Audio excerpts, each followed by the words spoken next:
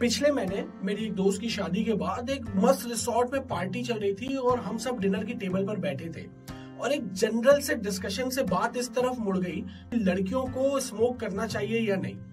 There was so called feminist जो उसका view था कि यार लड़के करते हैं तो लड़कियां क्यों नहीं करेगी।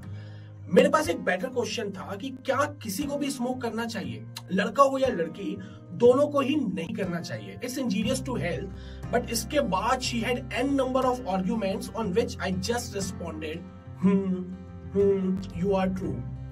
देखो यार, एक तो मेरे लिए उस बहस से ज्यादा मेरे फ्रेंड की वो पार्टी इंपॉर्टेंट थी जिसका माहौल मैं खराब नहीं करना चाहता था, और दूसरा आई चूज माई बैटल। करबो लड़बो जीतबो रे, लेकिन कोथाए ये लड़ने वाले को खुद डिसाइड करना होगा। To know what not to do is equally important as to know what to do. इतने अवेलेबल मत हो कि कोई तुमसे खेल कर चला जाए और तुम बस उसे जवाब देने में उलझे रहो, that too with a paradox कि मुझे जीतना है। It's a trap, don't fall for it. मैं तुम्हें कायर बनने के लिए नहीं कह रहा हूं, लेकिन घर जला के संभले तो क्या संभले। किसी ने तुम्हारी बुराई कर दी और अब तुम फंस गए हो कि उसे गलत साबित करेंगे। It sucks your energy. और छोटे लोगों में ना उलझो मत, उनसे दूर निकलो, उन्हें जवाब मत दो, अपने काम में लगे रहो।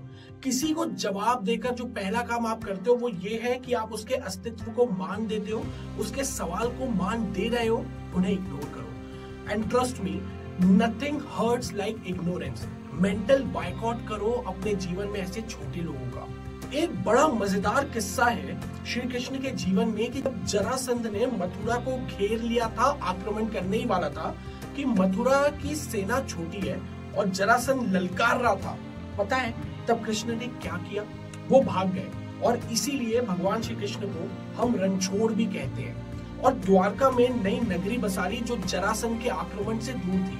अब भाई जरासंध जीतने आया था ना, वो जीतता तब जब युद्ध होता। Krishna choose not to fight. और सोचो, यही वो कृष्ण थे जिन्होंने विश्व के सबसे बड़े युद्ध महाभारत में बिना शस्त्र उठाए अर्जुन को विजय दिलाई थी। तब नहीं कहा था कि अर्जुन रण छोड़ दो। Now the very valid question कि तो कैसे डिसाइड करें कहां लड़ना है और कहां नहीं। How to choose battles.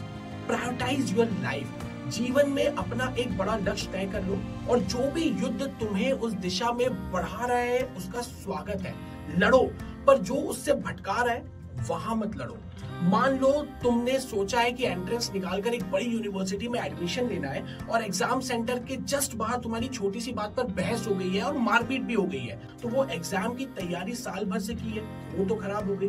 वो बहस जीत भी जाओ, पर इस लॉस से कैसे उभरोगे? कृष्ण ने जन कल्याण को अपना लक्ष्य चुन लिया था।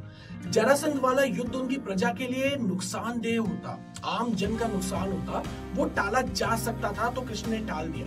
पर बाद में भीम से जरासंध को मरवा दिया। So the second thing is patience.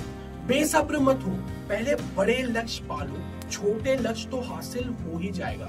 इसलिए जो रास्ता अपने बड़े लक्ष्य की ओर ले जाए उसकी रुकावटें दूर करो और बाकी सारी लड़ाइयां छोटी है। और इस मामले में बूंद बूंद से घड़ा भरता वाला हिसाब नहीं चलता, क्योंकि अगर अपनी एनर्जी को छोटे मोड़ों में डाइवर्ट करोगे तो वो डेप्रिशिएट ही होगी। बड़ी लड़ाई तक कभी पहुंच ही नहीं पाओगे। ऐसा नहीं है कि छोटी छोटी लड़ाइयों का रियाज किसी बड़ी लड़ाई में काम आएगा। बड़ी लड़ाई के लिए सिर्फ तुम्हारा फोकस काम आएगा। जितना साफ तुम अपने लक्ष्य को देख पाओगे उतनी ही सहजता से वो लक्ष्य भी तुम्हें अपनी ओर आकर्षित करेगा। Just remember, not all the battles can be won and not all the battles are needed to be fought. So with this submission and darshan, make rest of your life best of your life.